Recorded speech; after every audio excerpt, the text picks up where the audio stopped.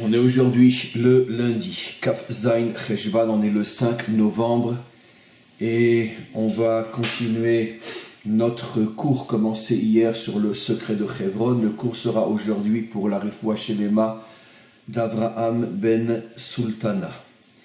Et on avait expliqué hier énormément de choses, bien évidemment, un cours très important qu'il faut absolument écouter, réécouter, comprendre, intégrer pour comprendre aussi le cours d'aujourd'hui. Ce sont donc deux cours extrêmement importants sur le secret de Hebron.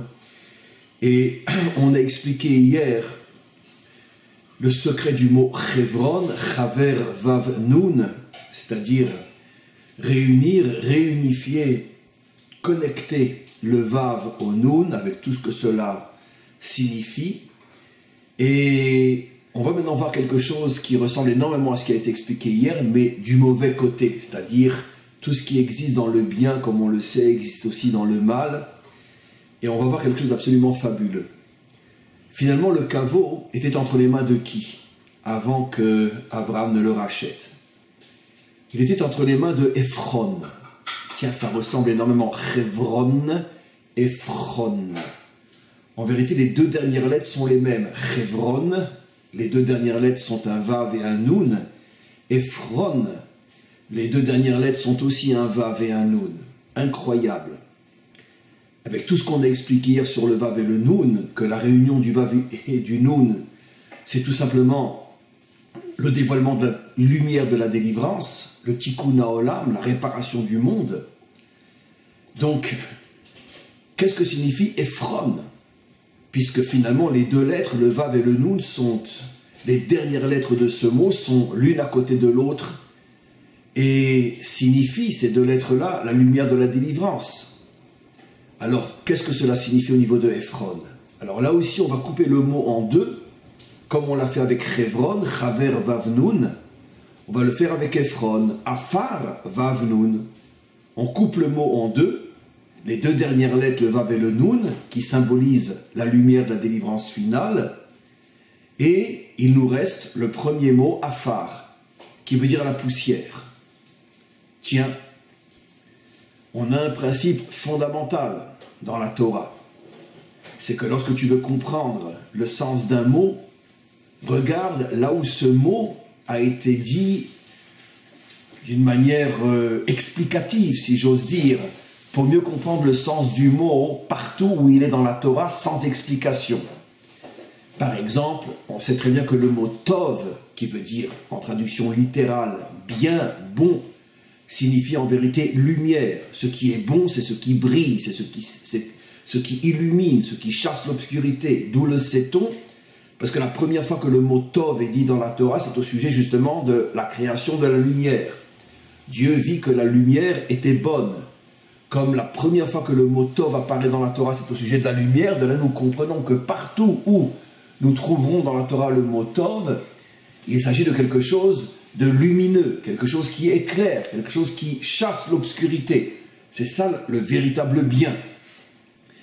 Donc, posons-nous la question, Ephron, où trouve-t-on le mot Afar dans la Torah? Eh bien, le mot Afar dans la Torah, c'est au sujet du serpent, au sujet du Nachash, au sujet de la malédiction du serpent. Qu'a-t-il été dit? Et tu mangeras la poussière, tu ramperas à terre, et tu mangeras la poussière, ve'afar tochal kol yemei chayecha, tu mangeras la poussière toute ta vie. Donc on voit que Afar, c'est la nourriture du serpent. C'est donc la vie du serpent, comme le dit le verset, kol yemei chayecha. Pour que tu puisses vivre, tu mangeras la poussière. Donc il y a un lien entre Afar et le serpent. Afar fait allusion à la force du serpent. Exactement de la même manière que notre force, nous la puisons du pain, de ce que nous mangeons, de ce que nous buvons. Donc Afar, c'est la force du serpent. C'est le serpent avec toutes ses forces. Et donc maintenant, on comprend quelque chose d'extraordinaire. Avant d'être entre les mains d'Abraham, le caveau était entre les mains du serpent. Ephron, Afar, Vav Nun. c'est le Nachash qui était le propriétaire du caveau. Et pourquoi? Justement, Ephron, Afar Vav Nun, il avait capturé le Vav et le Nun, il avait capturé la lumière de la délivrance, et il empêchait justement que se dévoile cette lumière. Parce que c'est tout le combat du Nachash. Et bien sûr, dans chaque génération, le Nachash s'habille d'une autre manière. Toutes les idéologies perverses, toutes les fausses religions, toutes les philosophies, tous les mensonges qui maintiennent l'humanité dans une prison mentale qui l'empêche de trouver, de voir et de suivre la vérité. Ça fait des millénaires que le Nachash, dans chaque génération, réinvente une nouvelle théorie, une nouvelle idéologie, de nouvelles normes, afin de perdre l'homme et de l'empêcher de sortir de sa prison mentale à l'intérieur de laquelle il devient de plus en plus fou, comme dans nos dernières générations, où l'idéologie du Nachash est devenue, a atteint des sommets qu'on ne pouvait même pas imaginer il y a encore un siècle, où les pires horreurs sur le plan moral, sur le plan sexuel, sur le plan familial, les pires horreurs sont devenues la norme, le standard, ce qu'il faut absolument reconnaître et atteindre, sinon tu n'es pas un homme normal, si tu n'es pas complètement fou, si tu n'es pas devenu un débile mental, si tu n'es pas devenu un animal qui marche sur deux jambes, tu n'es plus un homme normal, et tout le monde adhère à cette idéologie qui nous transforme en singe. Finalement, l'homme, ou celui qui ressemble à un homme, retourne à ses origines, car comme je l'ai toujours dit, effectivement, une grande partie de l'humanité descend du singe, et redevient un singe, et pire encore. Et donc, aujourd'hui, cette idéologie, il y a 2 siècles, il y a 3 siècles, c'était une autre idéologie, et dans toutes les générations, le Nachash a constamment créé des idéologies, soit laïques, soit philosophiques, surtout religieuses, qui ont finalement égaré complètement l'homme et l'ont maintenu dans sa prison à lui, parce que son intérêt, c'est d'empêcher l'homme de découvrir la vérité vraie, afin de pouvoir dévoiler ce que j'ai appelé hier, ce que nos maîtres appellent le Or HaGanuz, la lumière cachée, qui est la lumière de la délivrance. C'est pour ça que le caveau, comme on l'a expliqué hier, qui symbolise, c'est pas symbolisé, qui est véritablement l'endroit où se concentre la source du Vav Nun, la source du Or HaGanuz, la source de la lumière de la délivrance, c'est le Nachash Ephron Afar Vav Nun qui s'était approprié cet endroit de manière à justement empêcher le dévoilement du Vav et du Nun. Donc, on comprend une fois de plus quelque chose d'extraordinaire. Finalement, la guerre qui traverse l'histoire entre Israël, qui commence avec Abraham, et le serpent, qui s'habille d'une autre manière dans chaque génération et qui aura toujours pour principal ennemi Israël, jusqu'à aujourd'hui. Aujourd'hui, c'est le combat politique, hier c'était le combat religieux, après-demain ça sera le combat idéologique, peu importe. Le serpent Ephron utilise l'arme dont il a besoin selon les circonstances. Aujourd'hui, l'arme qu'il utilise le plus, c'est le politique, de dresser pratiquement toutes les nations contre Israël, en faveur de ceux qui veulent détruire l'État d'Israël. Il y a quelques siècles, c'était la religion, les Juifs ont tué Dieu, peu importe. Et donc, c'est le combat entre Israël et le serpent, parce que le serpent sait que seul Israël peut dévoiler le Vav Nun, peut dévoiler le Or HaGanuz, peut dévoiler la lumière de la délivrance, parce que seul Israël a reçu la terre d'Israël, et seulement dans la terre d'Israël se trouve la source du Or HaGanuz, et en particulier à Hebron. Et c'est là que le Nachash va s'attaquer. On comprend même jusqu'à aujourd'hui que finalement la ville de Hebron à 99,9% est encore entre les mains d'étrangers, et finalement Israël a pu récupérer tant bien que mal, avec toutes les difficultés, la petite partie du caveau et ce qui tourne autour, quelques minables habitations autour. Je dis minables dans le sens qu'ils vivent des géants, mais minables dans le sens que c'est honteux le fait qu'on ne laisse qu'une dizaine de familles s'installer à cet endroit-là, alors que c'est la ville éternelle d'Israël, et 99,9%, j'avais fait un live à ce sujet, de la ville est entre les mains d'étrangers, qui d'ailleurs, Hebron aujourd'hui est l'une des villes économiques des plus puissantes de ce que possèdent les étrangers sur notre terre. Donc, jusqu'à aujourd'hui, cette vérité reste malheureusement et horriblement vraie. Nous n'arrivons pas à récupérer Hebron. Heureusement, le caveau est plus ou moins entre nos mains, et même ça, c'est complètement faux, puisque par exemple, ce Shabbat, nous avons pu prier avec des milliers d'autres dans l'endroit où est enterré Yitzhak, mais durant toute l'année, Yitzhak et Rivka, mais durant toute l'année, pratiquement à 2 ou 3 exceptions près, le Oulam, c'est-à-dire la salle dans laquelle sont enterrés Yitzhak et Rivka, est fermé, interdit aux Juifs, il n'y a que les musulmans qui peuvent y rentrer, et c'est précisément là-bas qu'ils ont fait leur mosquée principale. 2 ou 3 fois par an, on a le droit de rentrer, entre autres dans le Shabbat qui précède Shabbat Hayesara. Donc, une grande partie du caveau n'est pas encore véritablement entre nos mains. Comme d'ailleurs le Har HaBayit, le mont du Temple, on n'a que le Kotel, mais l'essentiel du mont du Temple n'est pas encore entre nos mains. Partout où il y a des endroits vitaux, Ephron fait tout pour empêcher le Vavnoun de se dévoiler grâce à la présence d'Israël. Donc ici, le combat entre Abraham et Ephron est un combat incroyable. Est-ce que Ephron va accepter de céder finalement cet endroit qui symbolise d'une certaine manière sa perte? Parce que le Nachash, pourquoi fait-il tout pour empêcher le dévoilement du Or HaGanouz? Parce que le dévoilement du Or HaGanouz, c'est la fin de toutes les idéologies nachashiques qui ont dominé le monde jusqu'à aujourd'hui. Parce que le jour où la vérité se dévoilera, toutes les fausses religions, toutes les fausses idéologies, toutes les fausses philosophies, en vérité, tout disparaîtra. Il ne restera que la vérité vraie, qui aujourd'hui n'est connue que par quelques centaines d'hommes et de femmes. Je dis bien que par quelques centaines d'hommes et de femmes, car même si le peuple juif a la Torah, seule une minorité à l'intérieur du peuple juif est véritablement connectée à la véritable Torah.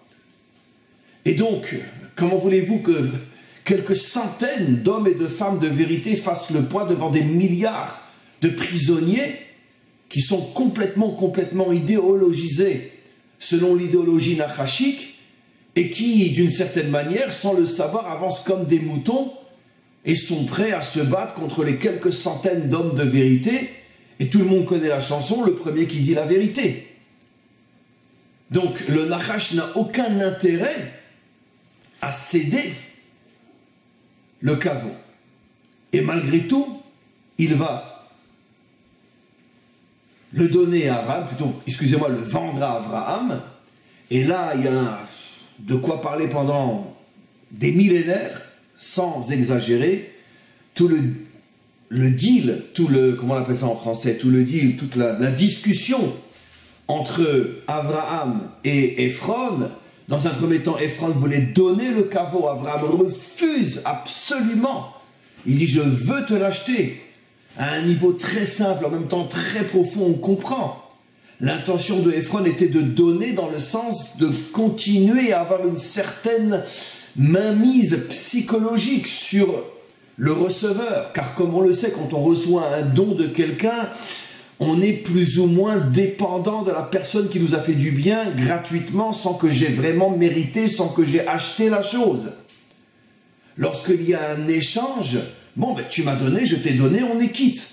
Mais lorsque toi, tu as donné, moi, je n'ai rien donné en échange, même si maintenant l'objet est entre mes mains, il y a une dépendance psychologique qui fait que finalement l'ancien propriétaire est toujours là. Et c'était l'intention de Ephron, de donner sans donner, de donner mais de rester psychologiquement le véritable propriétaire. Parce qu'Abraham, s'il avait reçu le caveau gratuitement, il se serait senti d'une certaine manière redevable. Il n'aurait pas pu se débarrasser de Ephron. Abraham refuse catégoriquement, il dit non, je veux me débarrasser de toi. Le caveau sera à moi, prends mon argent et disparaît. Et donc finalement Ephron accepte, il accepte de recevoir 400 shekels. Quel est le secret? Alors, pour comprendre le secret, il faut comprendre la chose suivante. Nos maîtres expliquent dans leur langage simple, métaphorique, mais d'une profondeur plus profonde que l'infini, qu'en vérité, le Nachash, c'est-à-dire celui qui représente le mal et toutes les forces du mal et du mensonge, d'un côté est extrêmement, extrêmement, extrêmement puissant, mais d'un autre côté, il est aussi bête que puissant. C'est-à-dire que tu ne peux pas t'opposer à lui sur le plan, on pourrait dire, d'un combat qui met en évidence les forces de l'un et de l'autre, mais tu peux arriver à te battre contre lui en le roulant, si j'ose dire, parce qu'il n'a pas cette présence d'esprit, il n'a pas cette interactivité qui lui permet de comprendre qu'on est en train finalement de le contourner pour le dépasser. J'ai déjà expliqué dans d'autres cours, c'est la raison fondamentale, profonde, pour laquelle Hachem fait sortir la lignée messianique en passant par des endroits inimaginablement honteux, afin de tromper, de rouler le Nachash, parce que lui ne peut pas imaginer que le Mashiach puisse sortir d'endroits pareils. Un père avec ses filles, un homme avec une prostituée, Yehuda et Tamar. David avec Bathsheba, alors qu'elle n'était pas encore véritablement veuve. Donc, Hachem sait que le Nachash, lui, il est bête et idiot. Il cherche le Messie sur un nuage spirituel. Il attend de voir un ange qui s'unit avec une ange. Mais il ne peut pas imaginer qu'un père qui va s'unir avec ses filles peut produire le Mashiach. Parce que, bon, il est robotisément bête. Et donc, puisque le Messie est saint, forcément, il doit sortir d'une matrice sainte. Et c'est comme ça qu'Hachem le roule. C'est comme ça qu'Hachem nous a ramenés sur notre terre aussi, avec Herzl et tous les dirigeants sionistes laïcs qui, d'une certaine manière, n'avaient rien de visiblement juif. Et c'est pour ça que les nations se sont faites avoir et se sont dit, bon, ben, si c'est eux qui vont diriger Israël, en quelques décennies, Israël va complètement s'assimiler, va disparaître, et finalement, ces dirigeants sionistes vont arriver à faire ce que nous essayons de faire depuis des millénaires, et nous, on n'y arrive pas. Laissons les Juifs s'entretuer eux-mêmes. Et donc, ils n'ont pas compris qu'Hachem était en train de rouler le monde entier. Parce qu'évidemment, si c'était un rabbin avec des papillotes et une barbe qui était venu demander le droit au retour, il aurait terminé dans un four. Mais bon, Herzl, ils se sont dit, ben, au contraire, très bien, allez, vas-y, assimile-nous les Juifs. Et Hachem a roulé le monde entier. Et aujourd'hui, on est là plus puissant que jamais. Et c'est comme ça que ça fonctionne. Et ça, Abraham le savait. Abraham fait un cadeau empoisonné, si j'ose dire, au Nachash, à Ephron. Il lui dit, tu sais quoi, regarde, donne-moi le caveau, je te donne 400. À quoi fait allusion le 400 qui a roulé le Nachash? Explication extraordinaire. 400 est la valeur numérique de la lettre Tav. Tav, qui est la première lettre du mot Tohu. Le monde était Tohu et Bohu. Alors ça, c'est le texte, bien sûr, pour ceux qui ne savent que le lire. Qu'est-ce qui se cache derrière ce texte? Qu'est-ce que signifie le Tohu? Nos maîtres nous expliquent que le Tohu est le monde énergétique auquel se relient toutes les forces du mal. Donc le Nachash, c'est comme si vous voulez, c'est la pompe d'essence, ou c'est la nourriture, ou c'est la prise à laquelle on branche notre portable tous les soirs lorsqu'il est pratiquement vide, c'est la batterie. Pourquoi le Olamat Tohu est la batterie du Nachash? C'est comme on l'a expliqué dans différents cours, le Tohu c'est le monde dans lequel il y a une séparation totale entre les énergies spirituelles et les énergies matérielles. Donc une séparation totale entre le Vav et le Nun. Comme on l'a expliqué hier, entre l'âme et le corps, entre Dieu et son monde, entre l'Église et l'État.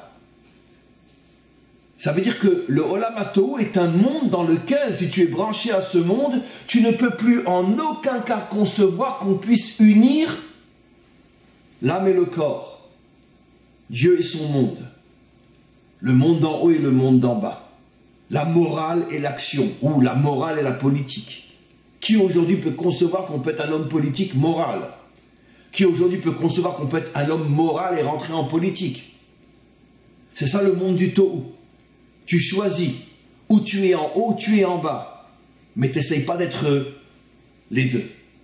C'est-à-dire tout le contraire du Organouz, tout le contraire de l'union entre le Vav et le Nun, tout le contraire de l'union entre le monde d'en haut et le monde d'en bas. 400 fait allusion au Tav, la première lettre du mot Tohu. C'est-à-dire qu'Avram lui dit, tu sais quoi, regarde, si tu me donnes le caveau, de toute façon, je te donne 400, c'est-à-dire qu'en vérité, tu te brancheras plus encore au monde du Tohu, tu seras tellement fort, que de toute façon, même si j'ai le caveau, je ne pourrai rien en faire. Puisque, justement, toute la force du Olam Tohu, c'est de séparer le Vav du Nun.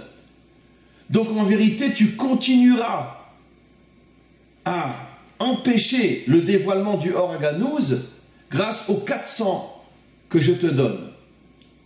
Entre parenthèses, ces 400 vont devenir après les 400 soldats avec lesquels la semaine prochaine, non cette semaine pardon, la semaine prochaine, Esav va venir à la rencontre de Yaakov avec 400 soldats, mais finalement ces 400 soldats n'iront pas jusqu'au bout.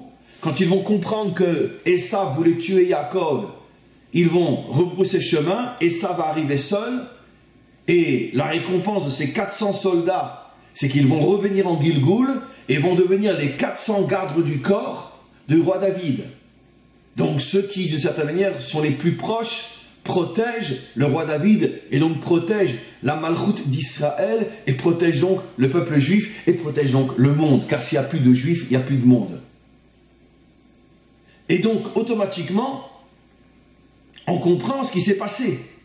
Les 400 soldats avec lesquels Esav voulait tuer Yaakov, Esav est dans sa génération la réincarnation du serpent.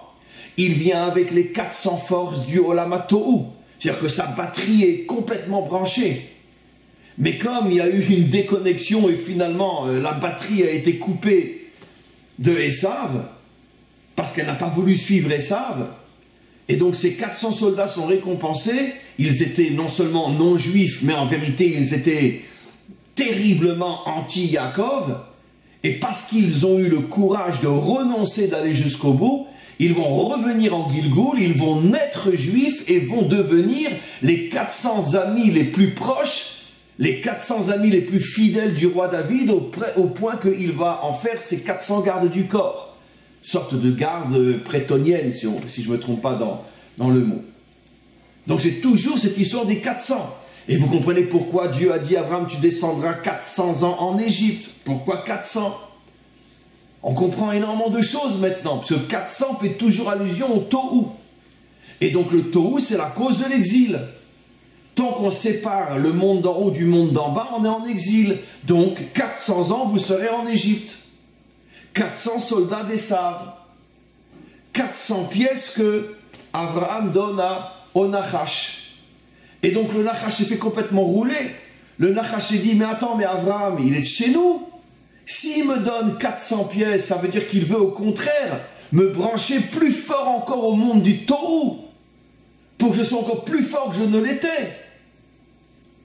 C'est-à-dire que finalement, bon, ben, c'est comme si je te prends d'une main et je me donne dans l'autre main. Abraham, c'est moi. Abraham lui a fait croire qu'en vérité, il était de son côté à lui, du Nachash. Et ça a marché. Parce que le Nachash est aussi bête qu'il est puissant. Il est d'autant plus bête qu'il est puissant. Et ça a marché. Abraham lui a laissé sous-entendre, non, moi je ne me bats pas contre toi. Je suis avec toi, la preuve, regarde. 400, Tav, Tohu. Je ne veux que renforcer ta force. Allez. Et ça a marché. Quelque chose d'extraordinaire. On va voir maintenant encore, dans un autre aspect, tout ce qu'on a expliqué. Le Vav et le Nun, disent nos maîtres, c'est en vérité aussi la réunion, comme je l'ai expliqué, entre le monde d'en haut, le monde d'en bas, entre l'âme et le corps, entre le spirituel et le matériel, entre la morale et la politique, entre la foi et l'action, entre tous les contraires.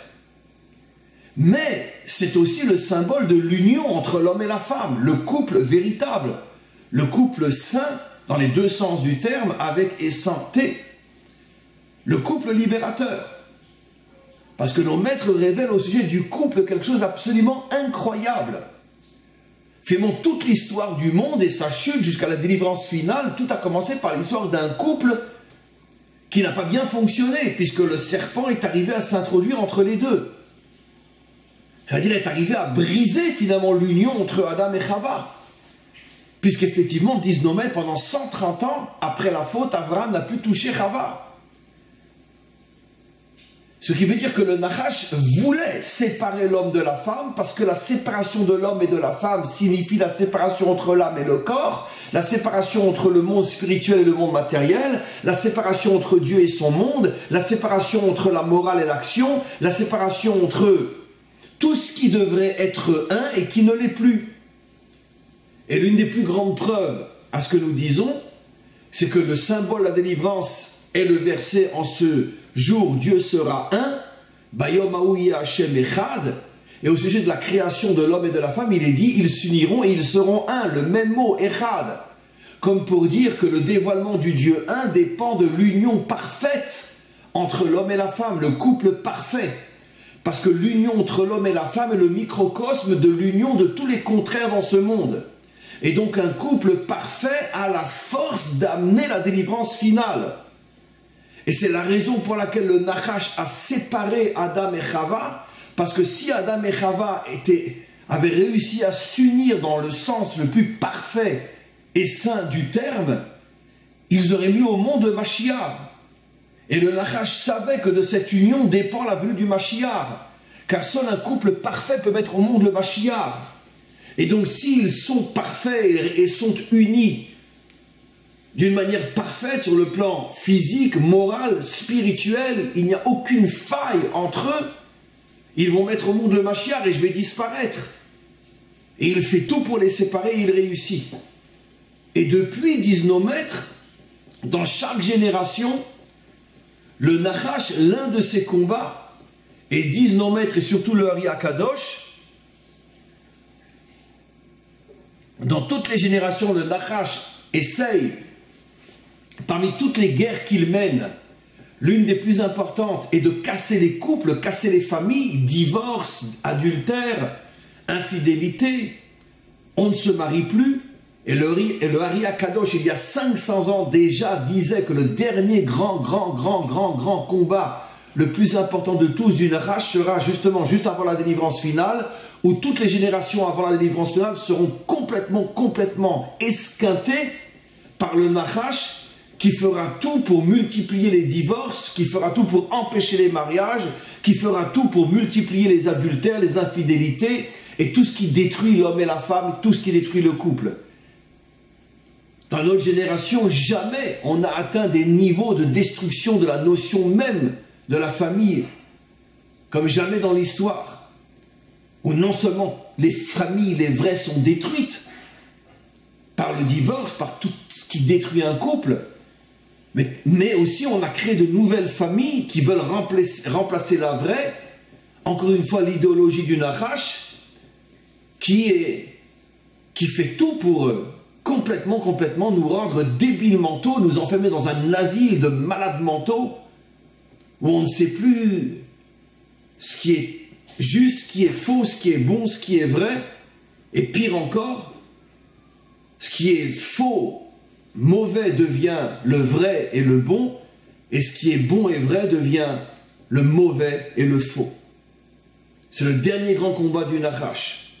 Parce que le Nachash sait que partout où il y a un couple qui réussit, il y a potentiellement la lumière de la délivrance qui est là et qui agit dans le monde. Un couple parfait est comme un soleil qui envoie des rayons de délivrance. Et donc il s'attaque au couple. Mais il va surtout s'attaquer aux couples qui ont plus que d'autres véritablement la force de faire venir le Mashiach. Et à partir justement du moment où se crée la lignée messianique, là il va mettre le paquet pour empêcher la réunion du vrai couple. Le cas le plus célèbre, c'est bien sûr David et Bathsheba. Nos maîtres disent clairement que Bathsheba était destinée à David depuis les 6 jours de la création. Alors qu'est-ce qu'elle fait mariée avec un autre? Mais la réponse est très simple, on vient de le dire. Parce que le Nachash fait tout pour empêcher l'union du véritable couple. Et donc, il s'est arrangé pour que finalement Bathsheba se retrouve avec un autre homme. Et étant avec un autre homme, elle ne peut pas aller avec David. Ne pouvant pas aller avec David, aucun risque que le Mashiach puisse sortir, puisqu'il ne peut sortir que de David et de Bathsheba. Incroyable. David le sait. David, disent nos maîtres, est un des plus grands prophètes de toute l'histoire humaine. Et d'après notre tradition, est l'un des plus grands maîtres de toute l'histoire juive. Comme il est dit, Bechol makom alachak et David. Jamais un homme n'aura mérité que l'on dise à ce sujet que quelle que soit la parole de Torah qui sortait de sa bouche, c'est toujours lui qui avait raison. Il était l'expression même de la vérité. Bechol makom alachak et David, disent nos maîtres. Et donc David savait ce que je suis en train de dire. Il le savait. Je viens de dire une tellement grosse, énorme imbécilité que j'ai honte d'avoir dit ce que j'ai dit. Évidemment qu'il le savait. C'est moi qui sais simplement l'ombre de l'ombre de l'ombre de l'ombre de l'ombre de l'ombre de l'ombre de l'ombre de l'ombre de l'ombre de ce que lui savait. Évidemment qu'il le savait. Et c'est la raison profonde pour laquelle, après la mort de Shaoul, alors que toutes les tribus d'Israël viennent le trouver pour lui dire « Allez, maintenant, viens à Jérusalem, maintenant tu es roi d'Israël, tu as l'autoroute qui est ouverte devant toi. »